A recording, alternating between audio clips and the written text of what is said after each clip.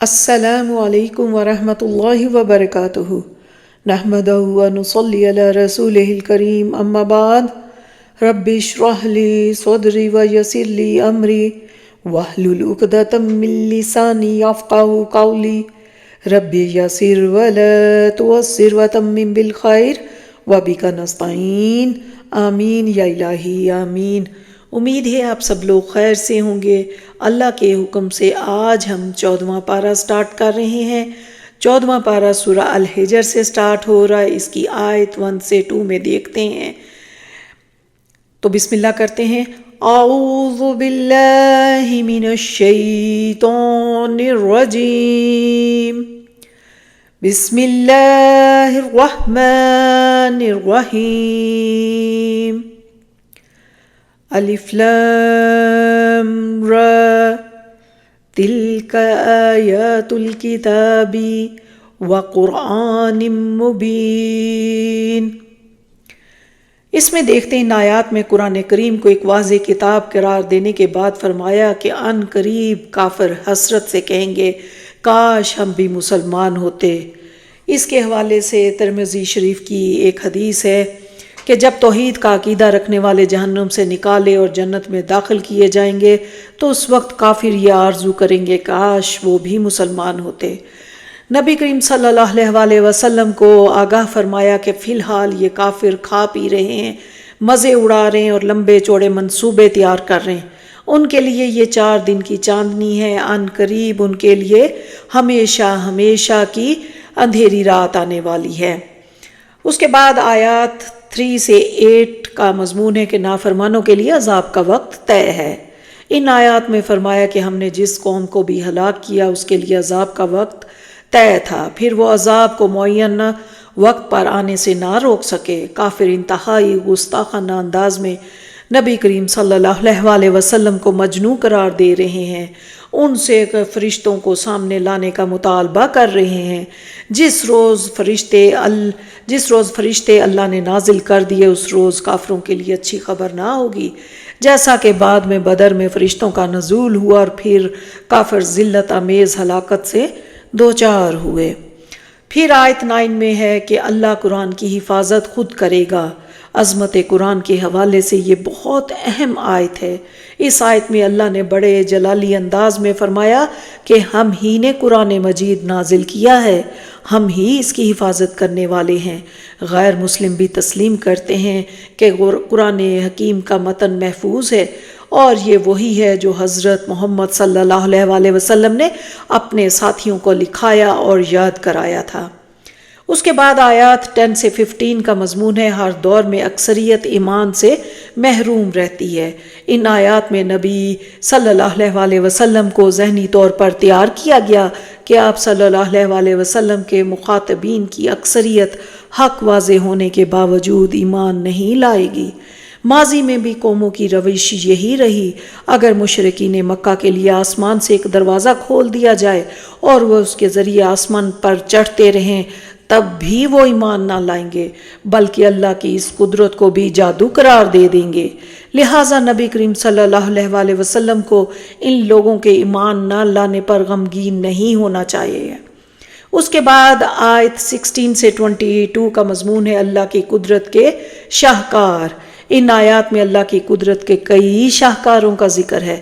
اللہ نے آسمان پر ستارے بنائے جن کے ذریعے دیکھنے والوں کے لیے آسمان کو سجاوٹ اور رونق بخشی۔ یہی ستارے سرکش جنات کے حوالے سے حفاظتی چوکیاں بھی ہیں۔ اگر کوئی سرکش جن آسمان سے فرشتوں کے حوالے کیے جانے والے کسی فیصلے کو سننے کی کوشش کرتا ہے تو اسے مار بھگانے کے لیے ان ستاروں سے اس پر ایک جلتا ہوا انگارہ پھینکا جاتا ہے۔ زمین کو اللہ نے پھیلا دیا، اس پر پہاڑوں کی صورت میں بڑے بڑے بوجھ رکھ دیے ہیں تاکہ زمین توازن میں رہے۔ پھر زمین پر ہر شے مخلوقات کی ضروریات کے مطابق پیدا فرمائی۔ اللہ نے زمین میں تمام مخلوقات کی گزر اوقات کے لیے اسباب پیدا فرمائے ہیں۔ ان مخلوقات کے لیے بھی رزق کا انتظام کیا ہے جنہیں انسان نہ پالتے ہیں نہ ہی ان کی خوراک اور ضروریات کی فراہمی کا بندوبست کرتے ہیں۔ پھر ہے کہ اللہ کے پاس ہر شے کے خزانے ہیں، لیکن وہ اسے اتنی ہی مقدار میں پیدا فرماتا ہے جتنی کی مخلوقات کی ضرورت ہوتی ہے۔ اللہ نے ہواؤں کو بارآور بنایا، یعنی ان کے دوش پر بادل مختلف علاقوں میں برسنے کے لیے تیرتے ہوئے پہنچتے ہیں۔ پھر ان بادلوں سے اللہ نے پانی برسایا اور انسانوں کے لیے پانی کی گردش کا ایسا انتظام بنایا جس سے وہ سارا سال تازہ پانی حاصل کرتے رہتے ہیں۔ اگر وہ سال بھر کی ضروریات کے لیے پانی جمع کرنا چاہتے ہیں تو نہ کر سکتے۔ اس کے بعد آیات 23 سے 25 کا مضمون ہے، اللہ جانتا ہے آگے بڑھنے والوں کو اور پیچھے رہنے والوں کو۔ ان آیات میں آگاہ کیا گیا کہ تمام انسانوں کو اللہ نے پیدا فرمایا اور پھر وہی انہیں موت دے گا۔ وہ خوب جانتا ہے کہ انسانوں میں سے کون اللہ کی بندگی میں آگے بڑھتے ہیں اور کون اس سے پہلو تہی کرتے ہیں۔ آخرکار سب لوگ اللہ کی عدالت میں حاضر ہوں گے اور اپنے کیے کے مطابق بدلہ پائیں گے۔ اس کے بعد آیات 26 سے 31 میں عظمت انسان کا بیان ہے۔ ان آیات میں بیان کیا گیا کہ اللہ نے انسان کو اس گارے سے پیدا کیا جو سوکھ کر کھنک رہا تھا۔ اس سے قبل جنات کو آگ کے شعلے کی لپک سے پیدا کیا۔ اللہ نے فرشتوں کو حکم دیا کہ جب میں انسان کو بنا سوار دوں اور اس میں اپنی روح ڈال دوں تو تم سب اس کے سامنے سجدے میں گر پڑنا۔ گویا انسان کی اصل عظمت اس وجہ سے ہے کہ وہ صرف خاکی وجود نہیں رکھتا بلکہ اس میں روح ربانی بھی ہے ذوق تجلی بھی اسی خاک میں پنہا، غافل تو نرا صاحب ادراک نہیں۔ تمام کے تمام فرشتوں نے انسان کے سامنے سجدہ کیا۔ یہ ہے انسان کی عظمت۔ البتہ ابلیس نے سجدہ کرنے سے انکار کر دیا، جو کہ فرشتہ نہیں بلکہ ایک جن تھا۔ پھر اس کے بعد آیات 32 سے 35 کا مضمون ہے، اللہ کی لعنت ہے تکبر کرنے والے پر۔ ان آیات میں بیان کیا گیا کہ ابلیس نے انسان کو تکبر کی وجہ سے سجدہ نہ کیا۔ اس نے کہا کہ میں ایسے انسان کو سجدہ نہیں کر سکتا جسے گارے سے بنایا گیا ہو۔ اللہ نے فرمایا کہ اے ابلیس دفع ہو جا، اب تو دھتکارا ہوا ہے اور تجھ پر لعنت ہے رہتی دنیا تک۔ آیات 36 سے 40 کا مضمون ہے ابلیس کے ناپاک عزائم۔ ان آیات میں بیان کیا گیا کہ ابلیس نے اللہ سے روز قیامت تک مہلت زندگی مانگی۔ اللہ نے فرمایا کہ تجھے ایک معین وقت تک مہلت دی گئی۔ اس نے اپنی بربادی کا الزام اللہ کو دیا اور اپنے اس ناپاک عزم کا اظہار کیا کہ میں دنیا کی عارضی اور گھٹیا لذتوں کو انسانوں کے لیے مزین کروں گا اور ان سب کو گمراہ کرنے کی کوشش کروں گا۔ البتہ اے اللہ، تیرے خاص بندے میرے فتنوں سے محفوظ رہیں گے۔ اللہ پاک ہمیں اپنے ان خاص بندوں میں شامل فرمائے۔ اس کے بعد آیات 41 سے 44 کا مضمون ہے، شیطان اسے بھٹکاتا ہے جو خود بھٹکنا چاہتا ہے۔ ان آیات میں اللہ نے واضح فرمایا کہ میں نے بندوں کو ہدایت کی سیدھی راہ دکھا دی ہے، میرے بندوں پر شیطان کا بس نہیں چلے گا۔ شیطان ایسے ہی لوگوں کو گمراہ کرے گا جو وقتی لذتوں کی خاطر خود ہی گمراہ ہونا چاہتے ہیں۔ ایسے لوگوں کا ٹھکانہ جہنم ہے۔ جہنم کے 7 دروازے ہیں۔ اللہ جانتا ہے کہ کتنے بد نصیب کس دروازے سے جہنم میں گریں گے۔ اس کے بعد آیات 45 سے 48 کا مضمون ہے، اہل جنت کی قدورتیں ختم کر دی جائیں گی۔ ان آیات میں فرمایا گیا کہ اللہ کی نافرمانی سے بچنے والے جنت کے چشموں کے پاس لطف و سرور کی کیفیت میں ہوں گے۔ اگر دنیا میں ان کے دلوں میں کوئی آپس میں قدورت پیدا ہو گئی تھی تو ختم کر دی جائے گی۔ وہ بڑی محبت سے بھائیوں کی طرح ٹیک لگا کر آمنے سامنے تختوں پر بیٹھے ہوں گے، انہیں کوئی تکلیف نہ پہنچے گی اور وہ ہمیشہ ہمیشہ جنت کی راحتوں کے مزے لوٹیں گے۔ آیات 49 سے 60 کا مضمون ہے، اللہ رحم بھی کرتا ہے اور عذاب بھی دیتا ہے۔ ان آیات میں فرمایا کہ اللہ بندوں کو معاف کرنے والا اور ان پر رحم کرنے والا ہے، لیکن نافرمانوں کو دردناک عذاب بھی دینے والا ہے۔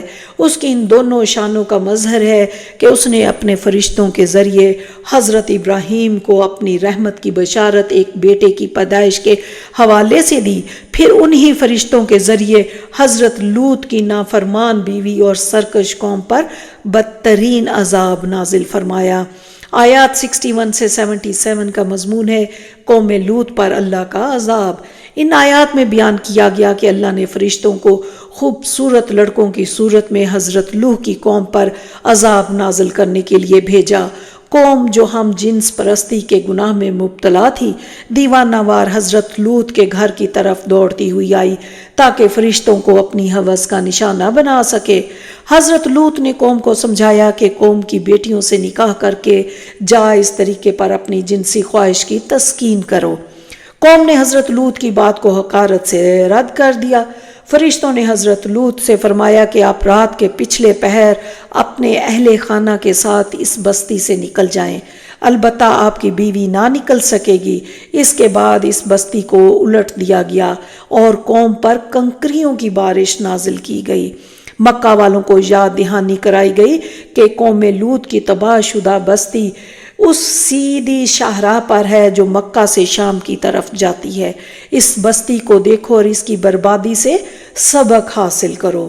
اس کے بعد آیات 78 سے 79 کا مضمون قوم شعیب کا انجام۔ ان آیات میں بیان کیا گیا کہ حضرت شعیب کی قوم بھی ظالم تھی، یعنی شرک کرنے والی تھی۔ اللہ نے ان سے انتقام لیا اور انہیں برباد کر دیا۔ اس قوم کی آبادی کے کھنڈرات اور قوم لوط کی تباہ شدہ بستی اسی سیدھی شاہراہ پر ہے جو مکہ سے شام کی طرف جاتی ہے۔ مکہ والوں کو ان کے پاس سے گزرتے ہوئے عبرت حاصل کرنی چاہیے۔ پھر آیات 80 سے 84 میں قوم سمود کی تباہی کا ذکر ہے۔ انہیں اللہ نے ایسی ٹیکنالوجی دی تھی کہ وہ بڑے آرام سے پہاڑوں کو تراش کر گھر بناتے تھے۔ انہوں نے اللہ کے اس احسان کی ناقدری کی اور اس کے رسولوں کو جھٹلایا۔ اللہ نے ایک زلزلہ کے ذریعے اس قوم کو پوری طرح ختم کر دیا۔ پھر آیات 85 سے 99 میں ہے کہ نبی کریم صلی اللہ علیہ وسلم سے خصوصی خطاب۔ ان آیات میں نبی کریم صلی اللہ علیہ وسلم کی دل جوئی کا مضمون ہے۔ آپ صلی اللہ علیہ وسلم سے فرمایا گیا، اللہ نے کائنات کی ہر شے با مقصد بنائی ہے۔ دنیا کی زندگی کا بھی ایک مقصد ہے اور وہ ہے امتحان۔ اس امتحان کا جو نتیجہ ہوگا وہ آخرت میں ظاہر ہوگا۔ آپ صلی اللہ علیہ وسلم کافروں کے ظلم و ستم کو بہت صبر سے برداشت کریں۔ آخرت میں آپ صلی اللہ علیہ وسلم کو بھرپور اجر اور کافروں کو بدترین سزا مل کر رہے گی۔ آپ صلی اللہ علیہ وسلم کا رب خالق ہے اور مخلوق کے ہر حال اور کیفیت سے واقف ہے۔ آپ صلی اللہ علیہ وسلم کس کرب سے گزر رہے ہیں، آپ صلی اللہ علیہ وسلم کے دل پر کیا بیت رہی ہے، اسے سب علم ہے۔ اللہ نے آپ صلی اللہ علیہ وسلم کو سورہ فاتحہ کی 7 مبارک آیات عطا کی جو بار بار دہرانے اور اللہ سے لو لگانے اور تسکین کے حصول کا ذریعہ ہے۔ کافروں کو جو ساز و سامان ہم نے دیا ہے، آپ صلی اللہ علیہ وسلم ان سے مرعوب نہ ہو، نہ ہی ان کے برے انجام کی فکر کر کے غمگین ہو۔ آپ صلی اللہ علیہ وسلم کی توجہ اور عنایات کا رخ اپنے ساتھیوں کی طرف رہے۔ کافر قرآن کریم کے حصے الگ کرنا چاہتے ہیں۔ اللہ کی حمد و ثنا کا ذکر انہیں قبول ہے، لیکن معبودان باطل کی نفی کے مضامین کو قرآن سے علیحدہ کرنا چاہتے ہیں۔ اللہ ان سے اس روش کی باز پرس کر کے رہے گا۔ نبی صلی اللہ علیہ وسلم کو حکم دیا گیا کہ وہ اب علل اعلان لوگوں کے سامنے اللہ کی توحید اور اپنی رسالت پر ایمان لانے کی دعوت پیش کرے۔ مذاق اڑانے والے مشرکین کی پرواہ نہ کرے، اللہ خود ہی ان سے نپٹ لے گا۔ اے نبی، اللہ جانتا ہے کہ ان مخالفین کے طنز آپ کے مبارک سینے میں تیر کی طرح پیوست ہوتے ہیں۔ آپ صلی اللہ علیہ وسلم برداشت کیجئے، اللہ کی حمد، تسبیح اور اس کی بارگاہ میں سجدوں کے ذریعے دل کو سکون دیجئے۔ اپنے رب کی بندگی پر زندگی کے آخری سانس تک کاربد رہیں۔ اس کے بعد سورہ نحل سٹارٹ ہو رہی ہے۔ اس کی آیات 1 سے 2 میں مشرکین کے لیے 2 ٹوک اعلان۔ ان آیات میں مشرکین مکہ کو خبردار کر دیا گیا کہ تم جس عذاب کے حوالے سے جلدی مچا رہے ہو وہ آنے والا ہے۔ یہ دراصل بدر کے مارکے کی طرف اشارہ ہے۔ اللہ نے قرآن کریم اس لیے نازل فرمایا تاکہ واضح کر دے کہ اللہ کے سوا کوئی معبود نہیں، اس کے ساتھ شریک کرنا بہت بڑا ظلم ہے۔ خیر اسی میں ہے کہ اللہ کی نافرمانی سے بچا جائے۔ پھر آیات 3 سے 4 کا مضمون اللہ کی تخلیق کے 3 شاہکار۔ ان آیات میں فرمایا گیا کہ اللہ ہی نے بنایا ہے تمام آسمانوں کو، زمین کو اور انسانوں کو، اس اللہ کے ساتھ کوئی شریک نہیں۔ انسان کی تخلیق ایک ایسے پانی کی بوند سے ہوئی ہے کہ جو کہ بدبودار ہے، لیکن انسان اپنے آغاز کو بھول گیا اور اللہ کے احکامات کے حوالے سے بہت زیادہ اعتراضات کرتا ہے۔ آیات 5 سے 9 کا مضمون چوپائے اللہ کی کتنی بڑی نعمت ہے۔ ان آیات میں چوپایوں کے حوالے سے اللہ کے بندوں پر مندرجہ ذیل احسانات بیان کیے جا رہے ہیں۔ چوپایوں کی کھال میں انسان کے لیے سرد موسم کی شدت سے بچنے کے لیے حرارت حاصل کرنے کی خصوصیت ہے۔ ان سے گرم لباس اور کمبل وغیرہ بنتے ہیں۔ چوپایوں میں سے جو حلال ہیں ان کی کھال، ہڈیاں، چربی اور کھاد انسان کے لیے فوائد حاصل کرنے کا ذریعہ ہے۔ حلال جانوروں کا گوشت انسانوں کے لیے بہترین اور لذیذ خوراک ہے۔ مال مویشی رکھنے والے صبح کے وقت جب جانوروں کو چرانے لے جاتے ہیں اور جب شام کو واپس لاتے ہیں تو ان کے لیے اس میں ایک بڑی شان و شوکت کا پہلو ہوتا ہے، اور جانوروں میں سے جو حمل بردار ہوتے ہیں یعنی کہ جو بوجھ اٹھا سکتے ہیں وہ انسانوں کا ساز و سامان دور دراز اور بلند مقامات تک لے جاتے ہیں۔ ان کے بغیر یہ کام انسانوں کے لیے بڑا مشقت والا ہوتا۔ گھوڑے، خچر اور گدھے انسان کی سواری کے کام آتے ہیں، ان سے انسان کی شان و شوکت میں اضافہ ہوتا ہے۔ ان نعمتوں کے احساس سے انسان کے دل میں اللہ کے لیے شکر کے جذبات ابھرنے چاہیے، لیکن انسانوں کی اکثریت ناشکری کا ٹیڑھا راستہ اختیار کرتی ہے۔ اس کے بعد آیات 10 سے 11 کا مضمون پانی کی برکات۔ ان آیات میں پانی کی 3 برکات کا ذکر کیا جا رہا ہے۔ پانی انسان کی پیاس بجھاتا ہے اور اس کی کئی جسمانی ضروریات کو پورا کرتا ہے۔ پانی کے ذریعے وہ چارہ، گھاس اور پتے پیدا ہوتے ہیں جو جانوروں کے لیے خوراک بنتے ہیں۔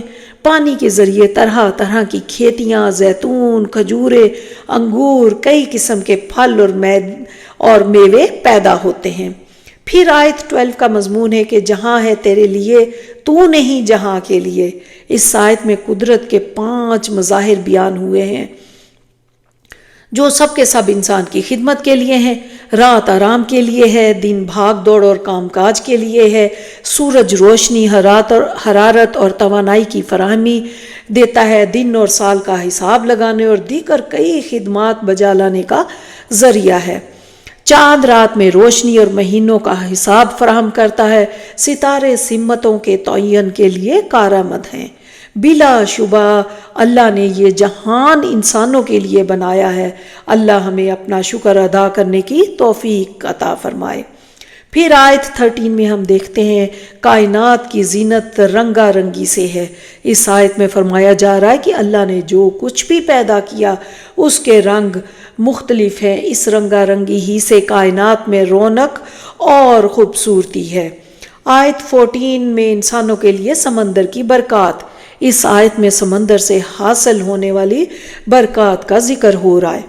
سمندر سے انسانوں کے لیے مچھلیوں کی صورت میں تازہ اور صحت افزا گوشت حاصل ہوتا ہے۔ سمندروں میں وہ موتی اور مونگے پیدا ہوتے ہیں جنہیں انسان بطور زیورات کے استعمال کرتا ہے۔ سمندر میں وہ کشتیاں اور جہاز چلتے ہیں جن سے بڑے پیمانے پر تجارتی سرگرمیاں انجام دی جاتی ہیں۔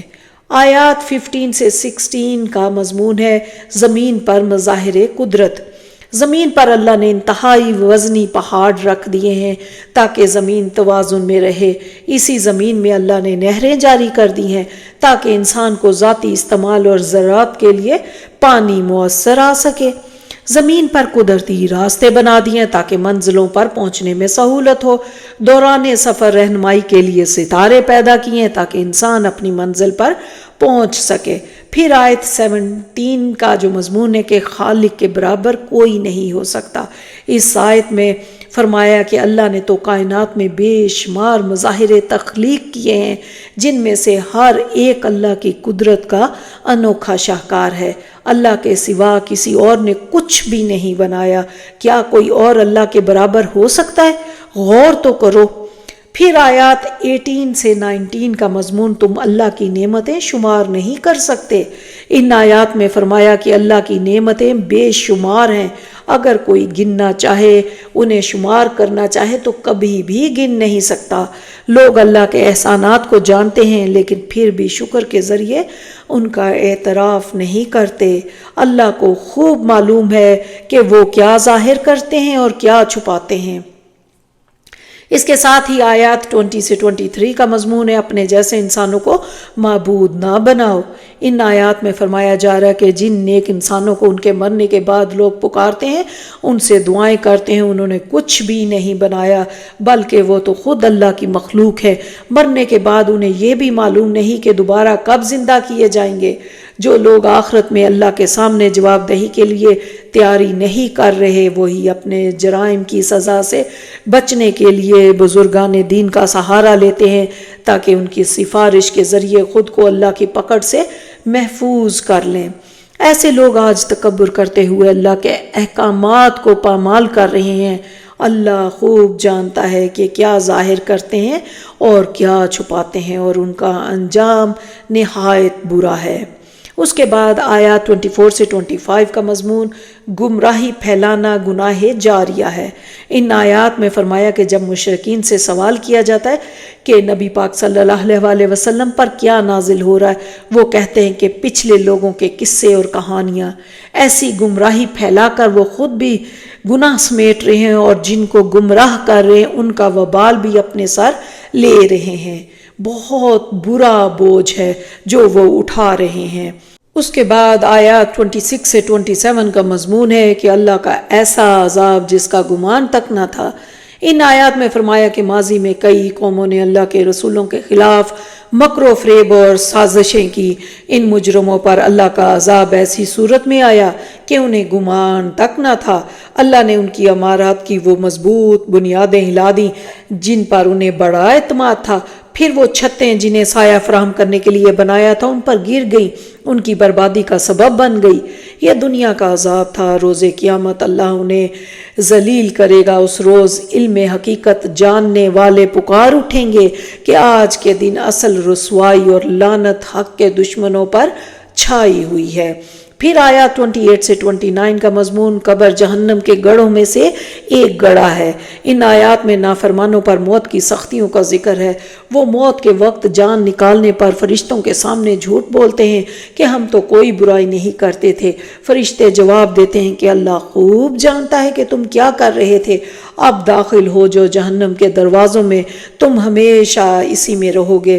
سرکشی اور برائی کرنے والوں کا بہت برا ٹھکانہ ہے۔ اللہ اکبر، اللہم لا تجعلنا منہم۔ اس کے بعد آیات 30 سے 31 کا مضمون سب سے بڑی خیر، اللہ کی کتاب قرآن حکیم۔ ان آیات میں بیان کیا گیا کہ جب پرہیزگاروں سے پوچھا جاتا ہے کہ تمہارے رب نے کیا نازل کیا تو وہ کہتے ہیں کہ اللہ نے سب سے بڑی بھلائی نازل کی ہے ایسے خوش نصیبوں کے لیے جو دنیا میں سکون اور راحت کی زندگی ہے اور آخرت میں ہمیشہ ہمیش کی جنت ہے جہاں انہیں ہر وہ نعمت ملے گی جس کی وہ خواہش کریں گے۔ آیت 32 کا مضمون قبر جنت کے باغوں میں سے ایک باغ۔ اس آیت میں پاکیزہ لوگوں کی موت کی کیفیت بیان ہوئی ہے۔ فرشتے عالم نزا کے وقت انہیں سلام کرتے ہیں اور جنت میں داخل ہونے کی بشارت دیتے ہیں، انہیں آگاہ کرتے ہیں کہ یہ انعام ان کے نیک اعمالوں کو ہے۔ اللہ پاک ہمیں ایسے لوگوں میں شامل فرمائے۔ پھر آیات 33 سے 34 کا مضمون ہے نافرمانوں کو کس بات کا انتظار ہے۔ ان آیات میں بیان کیا گیا کہ اللہ نے برے لوگوں کے بدترین انجام اور نیک لوگوں کے حسین انجام سے آگاہ کر دیا۔ اب اللہ کی نافرمانی کرنے والے آخر توبہ کیوں نہیں کرتے؟ کیا وہ اس عذاب کا انتظار کر رہے ہیں جو اللہ فرشتوں کے ذریعے نازل کر دے، یا پھر موت کا؟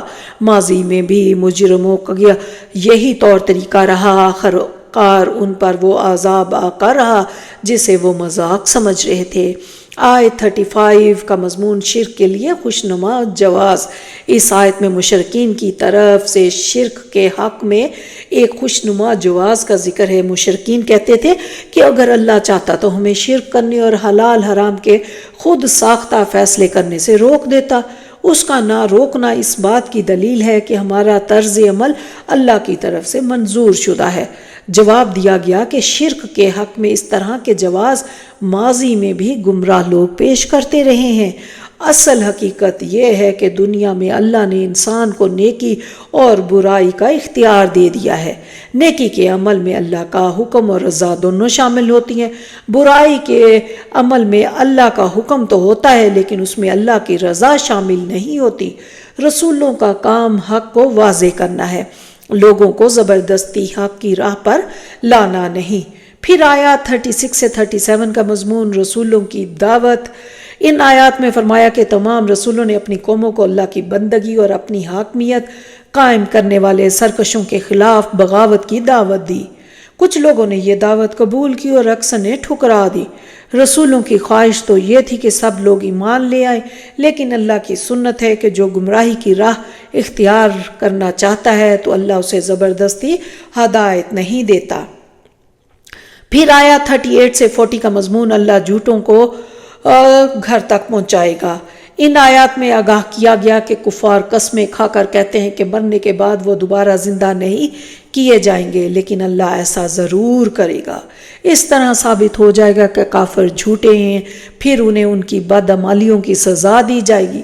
اللہ صرف کلمہ کن کہے گا اور تمام انسان دوبارہ زندہ ہو جائیں گے۔ اللہ اکبر۔ آیات 41 سے 42 کا مضمون اللہ کی راہ میں ہجرت کی فضیلت۔ ان آیات میں بیان کیا جا رہا ہے کہ جو لوگ اللہ کی راہ میں ہجرت کرتے ہیں اللہ انہیں دنیا اور آخرت کی نعمتوں سے سرفراز فرمائے گا۔ اس کی وجہ یہ ہے کہ انہوں نے اللہ کی خاطر اپنی دنیا کی کمائی، گھر اور اثاثے چھوڑ کر صبر کی اعلیٰ مثال قائم کی اور محض اللہ پر بھروسہ کرتے ہوئے ہجرت کی۔ پھر آیات 43 سے 44 کا مضمون حدیث سے قرآن کی وضاحت کرتی ہیں۔ ان آیات میں بیان کیا گیا کہ اللہ نے انسانوں کی رہنمائی کے لیے انسانوں ہی کو رسول بنا کر بھیجا تاکہ وہ ان کے لیے قابل عمل نمونہ بن سکے۔ نبی کریم صلی اللہ علیہ وسلم پر اللہ نے قرآن نازل کیا اور انہیں یہ ذمہ داری تفویض کی کہ وہ قرآن کے احکامات اور مضامین کو لوگوں کے لیے واضح کرے۔ بلا شبہ قرآن پر عمل اللہ کے رسول صلی اللہ علیہ وسلم کے ارشادات اور تشریحات کے بغیر ناممکن ہے۔ اللہ ہمیں انکار حدیث کے فتنہ سے محفوظ فرمائے۔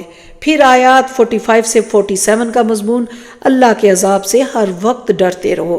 ان آیات میں فرمایا کہ کیا اللہ کے احکامات توڑنے والے اس بات سے امن میں ہیں کہ اچانک انہیں زمین میں دھنسا دیا جائے گا یا ان پر عذاب وہاں سے آئے گا جہاں سے انہیں گمان تک نہ ہو۔ یہ عذاب ان پر اچانک بھی آ سکتا ہے، یہ بھی ممکن ہے کہ پہلے اس کے آثار ظاہر ہوں پھر وہ سر پر آ جائے۔ بہرحال اللہ کی پکڑ سے انسان بچ کر کہیں نہیں جا سکتا۔ اللہ ہمیں اپنی بندگی کرنے اور عذاب سے محفوظ رکھنے کے لیے نیکیاں کرنے کی توفیق عطا فرمائے۔ پھر آیات 48 سے 50 کا مضمون ہر شے ہی نہیں اس کا سایہ بھی اللہ کو سجدہ کرتا ہے۔ ان آیات میں فرمایا کہ کائنات کی ہر شے اللہ کے سامنے سجدہ ریز ہے، پھر ہر شے کا سایہ بھی اللہ کی بارگاہ میں سجدہ کرتا ہے۔ خاص طور پر فرشتے بھی اللہ کو نہ صرف سجدہ کرتے ہیں بلکہ ہر آن اس سے ڈرتے رہتے ہیں، اس کے احکامات کی بجا آوری کرتے ہیں۔ آیات 51 سے 52 کا مضمون دو معبود نہ بناؤ۔ اس آیت میں فرمایا کہ اکثر انسان دو معبود رکھتے ہیں، اللہ کو بھی معبود مانتے ہیں لیکن وہ کسی اور شے کو مقدم کر دیتے ہیں۔ اللہ کے سوا دیگر معبودوں میں خواہشات نفس، بیوی، بچے، مال و دولت، وطن، قوم، اولیاء اللہ، خود ساختہ تصورات وغیرہ شامل ہیں۔ توحید خالص یہ ہے کہ صرف اللہ کو محبوب اور مطلوب بنایا جائے، اس کی مستقل اطاعت کی جائے، اس کی نافرمانی کی ہر صورت سے بچا جائے۔ پھر آیات 53 سے 56 کا مضمون ہر نعمت اللہ ہی کی عطا کرتا ہے۔ ان آیات میں فرمایا کہ انسان کو ہر نعمت اللہ ہی عطا فرماتا ہے، انسان کی ہر تکلیف اللہ ہی دور کرتا ہے۔ انسان کی ناشکری کا یہ علم کہ وہ نعمتوں کو اور تکالیف کی دوری کو اللہ کے سوا کسی اور کی طرف منسوب کرتا ہے۔ ایسے لوگ ناشکری کرتے رہے ان قریب اس روش کی سزا پا کر رہیں گے۔ ایسے لوگ اللہ کے عطا کردہ رزق کو دوسروں کے نام پر نظر و نیاز کر کے تقسیم کر دیتے ہیں، انہیں اللہ کے سامنے اس ناانصافی کی جواب دہی کرنا ہوگی۔ پھر آیات 57 سے 60 میں مشرکین مکہ کی بے انصافی کا ذکر ہے۔ وہ فرشتوں کو اللہ کی بیٹیاں قرار دیتے تھے، لیکن اگر اپنے ہاں بیٹی پیدا ہو جائے تو شدید صدمے سے دوچار ہوتے، اسے اپنے لیے باعث شرم سمجھتے، لوگوں سے منہ چھپاتے اور بعض اوقات اسے زندہ دفن کر دیتے۔ ایسے لوگ آخرت میں پکڑ پر یقین نہیں رکھتے، ان کا ان قریب برا حال ہونے والا ہے، مستقل ذلت اور رسوائی ان کا مقدر بنے گی۔ اس کے برعکس اللہ کی شان ہمیشہ سے اونچی ہے اور اونچی ہی رہے گی۔ اس کے بعد ہم آیت 61 میں دیکھتے ہیں کہ اللہ کی رحمت نہ ہوتی تو ہم تباہ ہو جاتے۔ اس آیت میں فرمایا کہ لوگ اپنے گناہوں کی وجہ سے عذاب کے مستحق ہو جاتے ہیں۔ یہ اللہ کی رحمت ہے کہ اصلاح کے لیے مہلت دیتا ہے، البتہ جب اللہ کی طرف سے طے شدہ مہلت ختم ہو جاتی ہے تو پھر ظالموں کو اللہ کی پکڑ سے کوئی نہیں بچا سکتا۔ اگر وہ انسانوں کی گناہوں پر فوری پکڑ کر لے تو زمین میں کوئی جاندار باقی نہ رہے۔ انسانوں کے علاوہ دیگر جاندار تو ہے ہی انسانوں کی خدمت کے لیے، انسان مٹ جاتے ہیں تو پھر ان کی بھی ضرورت نہ رہتی۔ اس کے ساتھ ہی آیات 62 سے 63 کا مضمون ہے، سو گناہ کیے تیری رحمت کے زور پر۔ ان آیات میں فرمایا کہ شیطان انسان کو اللہ کی رحمت کی امید دلا کر گناہوں پر اکساتا رہتا ہے۔ انسان اللہ کی طرف ایسی باتیں منسوب کرتے ہیں جو اپنے لیے ناپسند کرتے ہیں، پھر بھی گمان رکھتے ہیں کہ ان کے لیے رحمتیں ہی رحمتیں ہیں۔ ایسے بدبختوں کے لیے رحمت نہیں، جہنم کی آگ ہے۔ دنیا میں وقتی طور پر ان کی رسی دراز کی جا رہی ہے تاکہ اپنے نامہ اعمال کو خوب سیاہ کر لیں۔ آیت 64 کا مضمون قرآن کی فیصلہ کن وضاحت۔ اس آیت میں قرآن و حدیث کے باہمی تعلق کو واضح کیا گیا، نبی کریم صلی اللہ علیہ وسلم کو آگاہ کیا گیا کہ یہ کتاب آپ صلی اللہ علیہ وسلم پر نازل کی گئی ہے۔ یہ آپ صلی اللہ علیہ وسلم کی ذمہ داری ہے کہ جس آیت کے حوالے سے لوگ اختلاف کریں، آپ صلی اللہ علیہ وسلم اپنے ارشادات کے ذریعے اس کی وضاحت فرما دیں۔ بلا شبہ یہ قرآن اہل ایمان کے لیے ہدایت اور بہت بڑی رحمت ہے۔ اس کے مضامین کی وضاحت اہل ایمان کے لیے بہت ضروری ہے۔ پھر آیات 65 سے 69 کا جو مضمون ہے کہ اللہ کی نعمت 4 مشروبات کی صورت میں۔ ان آیات میں 4 مشروبات کا ذکر ہے جو اللہ کی بہت بڑی نعمتیں ہیں۔ پانی، جسے اللہ بارش کی صورت میں برساتا ہے، اس سے مردہ زمین کو زندہ فرماتا ہے۔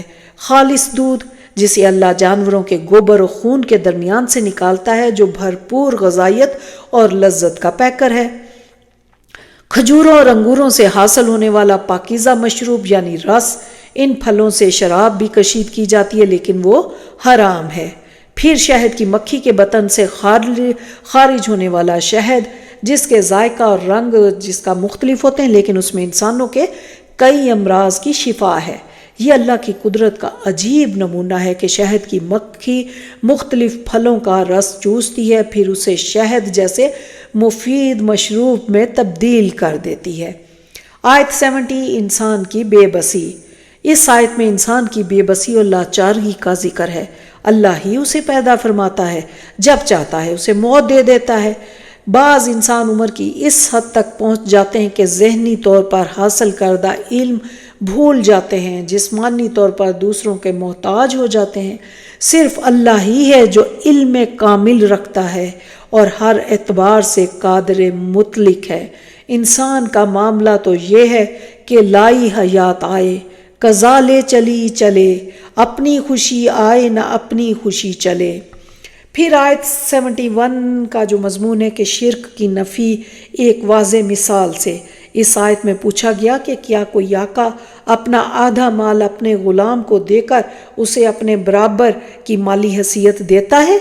جب انسان اپنے لیے پسند نہیں کرتا کہ اس کا غلام اس کے برابر ہو جائے تو کیسے ممکن ہے خالق اپنی مخلوق میں سے کسی کو اپنا شریک بنا لے؟ پھر آیات 72 سے 74 کا مضمون اللہ کے احسانات اور بندوں کی ناشکری۔ ان آیات میں فرمایا جا رہا کہ اللہ نے انسان کو بیوی کی صورت میں سکون حاصل کرنے کی نعمت دی، پھر بیوی کے ذریعے بیٹے اور آگے ان کی نسلوں جیسی نعمتیں عطا فرمائی، پھر انتہائی پاکیزہ رزق عنایت فرمایا، لیکن انسان اللہ کی نعمتوں کی ناشکری کرتا ہے اور اللہ کے ساتھ ایسی ہستیوں کو شریک کرتا ہے جو انسان کو ذرہ برابر بھی فائدہ پہنچانے پر قادر نہیں۔ پھر انسان اپنے شرک کے جواز کے لیے اللہ کے بارے میں ایسی مثالیں دیتا ہے جیسے دنیا کے لاچار بادشاہوں کی ہوتی ہے۔ بلا شبہ انسان بہت ہی ناشکرا ہے۔ آیات 75 سے 76 میں دو بلیغ مثالیں دی جا رہی ہیں۔ پہلی مثال عبد اور معبود کے فرق کو واضح کرتی ہے۔ ایک شخص کسی کا غلام ہے، اس کے اختیار میں کچھ نہیں۔ دوسرا شخص آزاد ہے جسے اللہ نے مال و دولت کی فراوانی دی، وہ جس طرح چاہتا ہے مال خرچ کرتا ہے۔ کیا یہ دونوں شخص برابر ہو سکتے ہیں؟ اسی طرح ایک لاچار اور عاجز عبد کبھی بھی مختار و مطلق معبود یعنی اللہ کے برابر نہیں ہو سکتا۔ دوسری مثال نافرمان اور فرما بردار شخص کی ہے۔ فرض کیجئے کسی شخص کے دو غلام ہیں، ایک انتہائی نااہل ہے اور کام کا نہ کاج کا، دوسرا انتہائی باصلاحیت ہے، خود بھی اچھا کام کرتا ہے، دوسروں کو بھی حکیمانہ اور عادلانہ رہنمائی دیتا ہے۔ کیا یہ دونوں برابر ہو سکتے ہیں؟ اسی طرح اللہ کے نافرمان اور فرما بردار بندے برابر نہیں ہو سکتے۔ اس کے بعد آیات 77 سے 83 کا مضمون ہے اللہ کی بے مثال قدرتیں اور نعمتیں۔ ان آیات میں اللہ کی بے مثال قدرتوں اور نعمتوں کا بیان ہے۔ اللہ آسمان اور زمین کے تمام رازوں سے واقف ہے۔ اللہ قیامت اتنی دیر میں برپا کر دے گا جتنی دیر میں نگاہ ایک طرف سے دوسری طرف پھر جاتی ہے۔ اللہ انسان کو پیدا کرتا ہے اس حال میں کہ وہ کچھ نہیں جانتا۔ اب اللہ انسان کو سماعت، بصارت اور عقل دیتا ہے جن کے ذریعے انسان علم حاصل کرتا ہے۔ اللہ ہی ہے جو پرندوں کو فضا میں تھامے رکھتا ہے۔ اللہ نے گھروں کو انسانوں کے لیے جائے سکون بنایا۔ اللہ نے انسانوں کو جانور کی کھالوں سے خیمے بنانا سکھائے جن سے انسان سفر کے دوران آسانی سے کہیں بھی قیام کا انتظام کر لیتا ہے۔ جانوروں کی کھالوں سے انسان کئی ضروریات زندگی، جوتے، گرم لباس، بیگ، سامان آرائش، قالین تیار کرتا ہے۔ اللہ نے اشیاء کے سائے انسان کو گرمی کی شدت اور دھوپ کی تمازت سے بچانے اور ٹھنڈک پہنچانے کے لیے بنائے ہیں۔ اللہ نے انسانوں کی محفوظ پناہ گاہوں کے لیے پہاڑوں میں غار بنائے۔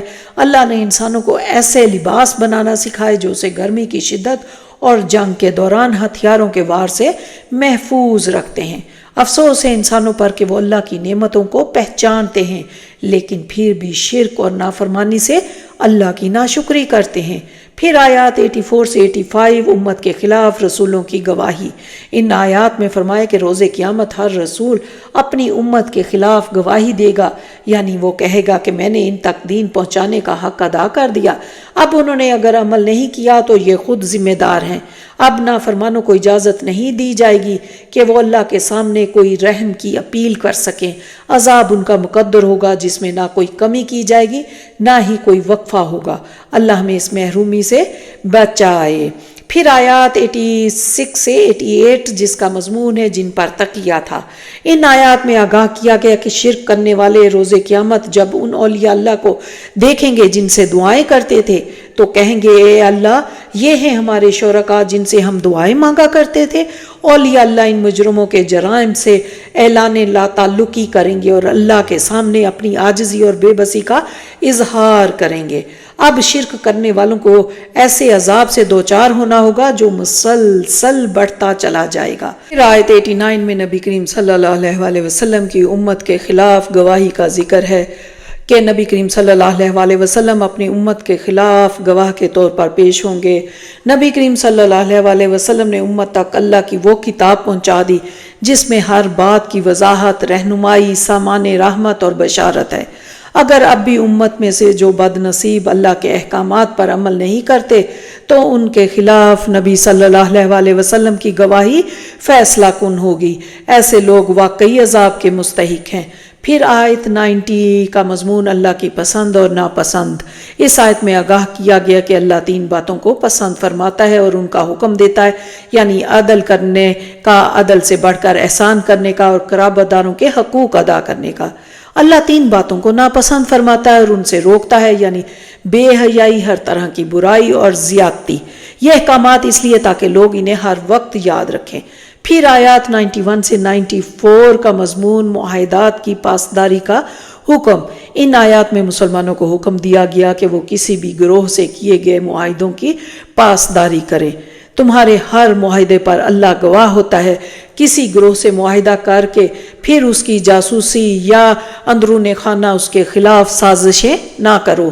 ایسا نہ ہو کہ تمہاری اس بد دیانتی سے لوگ اسلام سے متنفر ہو جائیں، تمہیں اسلام کی اس غلط نمائندگی کی وجہ سے بدترین عذاب کا سامنا کرنا پڑے۔ تم جو کچھ کر رہے ہو اللہ کے علم میں ہے۔ روز قیامت تمہارے طرز عمل کے بارے میں باز پرس ہوگی۔ اس روز کی رسوائی سے بچنے کی کوشش کرو۔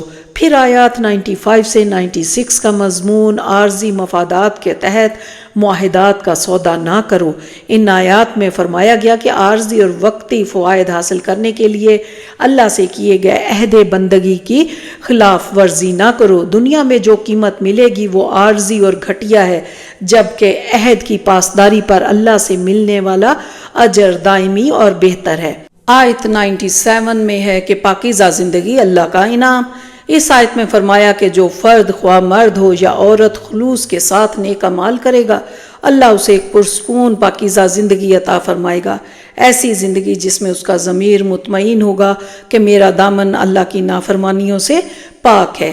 ایسی زندگی کے ساتھ انسان اطمینان کے ساتھ موت کو گلے لگانے کو تیار ہوگا، کیونکہ اس نے موت کے بعد کی زندگی کی تیاری کر رکھی ہوگی۔ اللہ ہمیں بھی ایسی پاکیزہ زندگی عطا فرمائے۔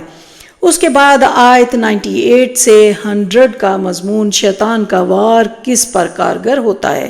ان آیات میں حکم دیا گیا کہ جب بھی قرآن مجید پڑھا جائے تو آغاز میں اللہ تعالیٰ سے شیطان کے حملوں سے محفوظ رہنے کی دعا کی جائے۔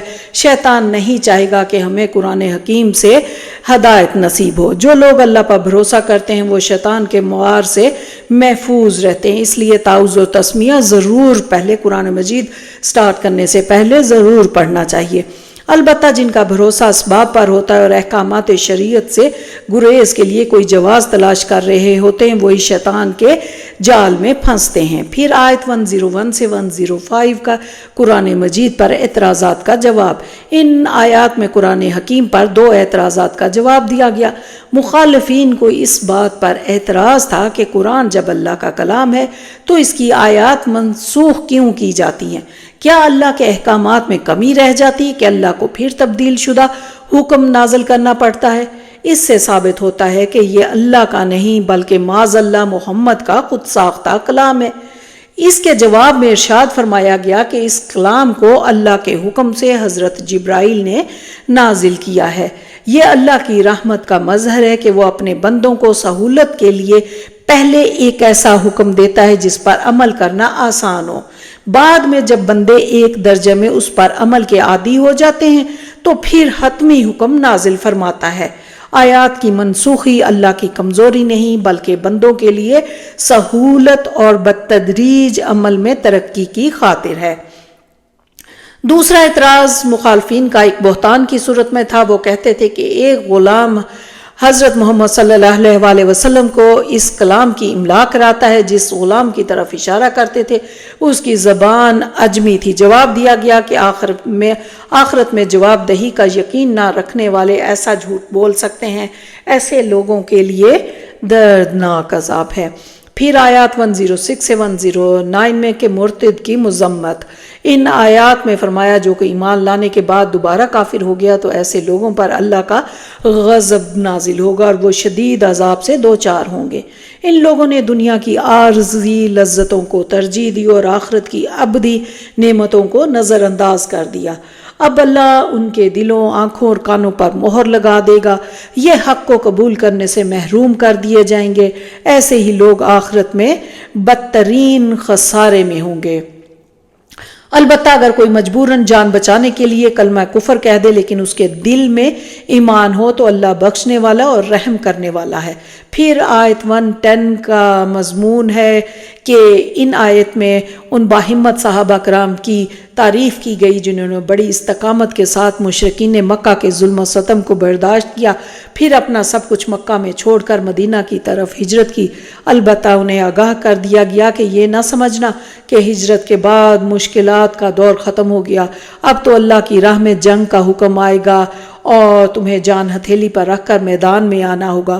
جس نے جنگ کے مراحل میں ثابت قدمی اور جرأت و بہادری کا مظاہرہ کیا ان کے لیے اللہ کی بخشش اور رحمتوں کی بشارت ہے۔ پھر آیت 111 میں کہ روز قیامت ہر ایک کو اپنی پڑی ہوگی۔ اس آیت میں فرمایا روز قیامت ہر انسان کو صرف اپنی بخشش کی فکر لاحق ہوگی۔ وہ خود کو جہنم سے بچانے کے لیے اپنا دفاع کرے گا، پھر ہر شخص کو اس کے اعمال کے مطابق بدلہ ملے گا، کسی کے ساتھ کوئی ناانصافی نہیں کی جائے گی۔ پھر آیات 112 سے 113 میں مکہ کا ذکر ہے۔ یہ شہر امن کا گہوارہ تھا، یہاں رزق کی فراوانی تھی۔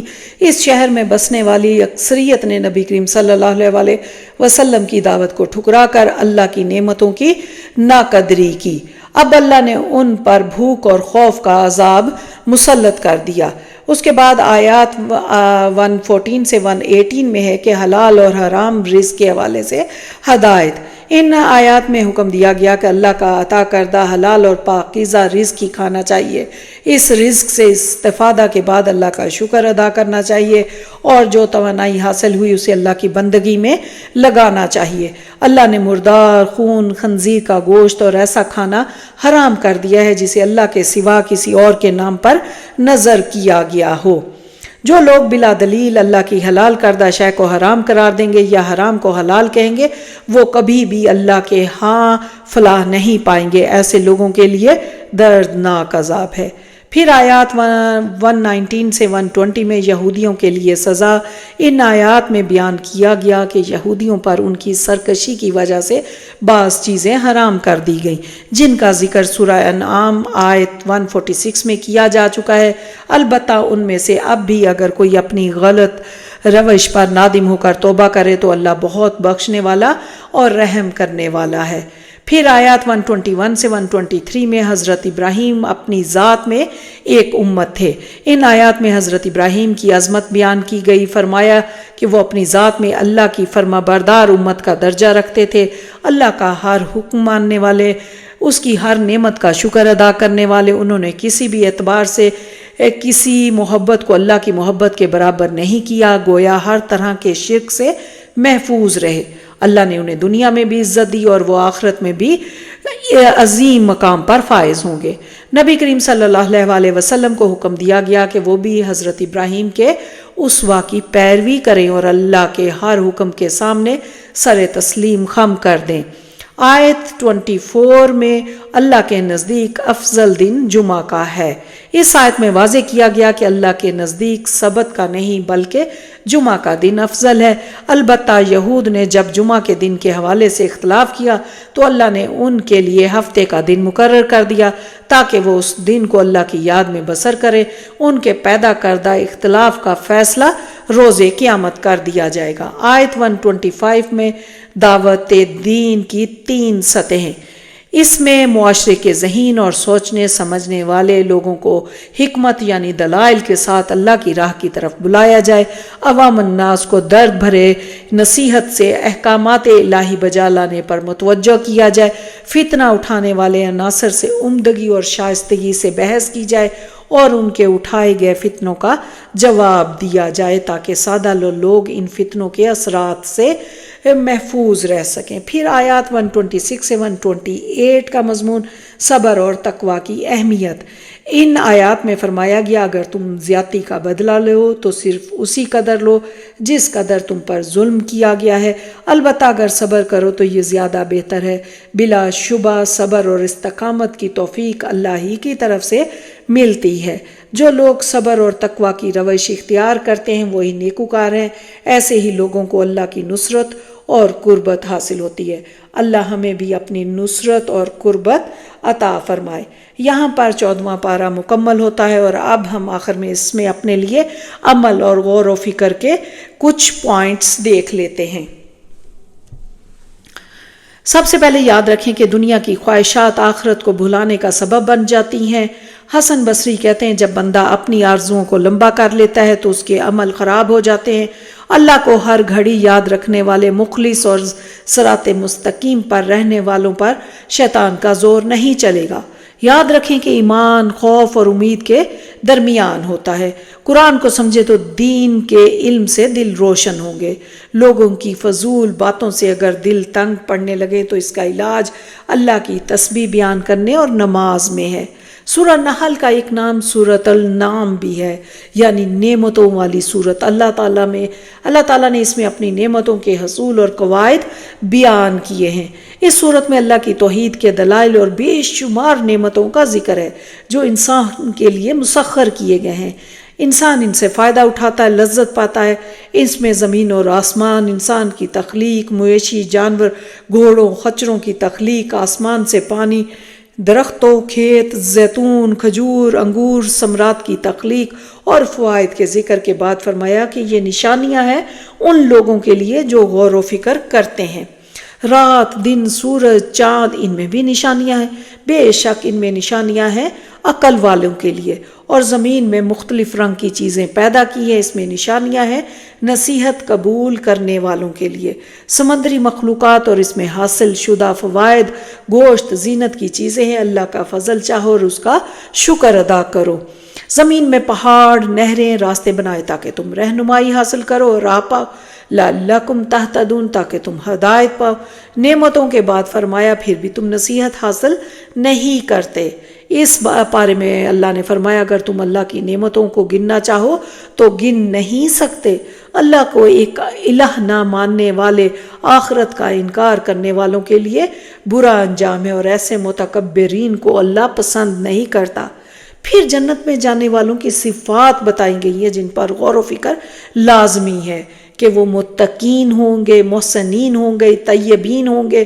ان کے لیے دنیا اور آخرت دونوں میں اچھا بدلہ ہے۔ شہد کی مکھی کی مثال دی گئی، کس طرح وہ پھلوں سے رس چوستی اور اللہ کے حکم سے شہد کو بناتی ہے جو کہ شفا ہے لوگوں کے لیے۔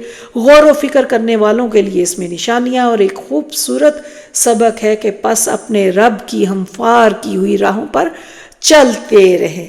پھر غلام اور مالک کی مثال بیان کی کہ وہ دونوں برابر نہیں ہو سکتے، جس طرح بندہ اور معبود برابر نہیں ہے، اسی طرح ایک آدمی جو نہ سنتا ہے نہ بولتا ہے غلام ہے، کوئی کام نہیں کرتا بلکہ مالک پر بوجھ ہے۔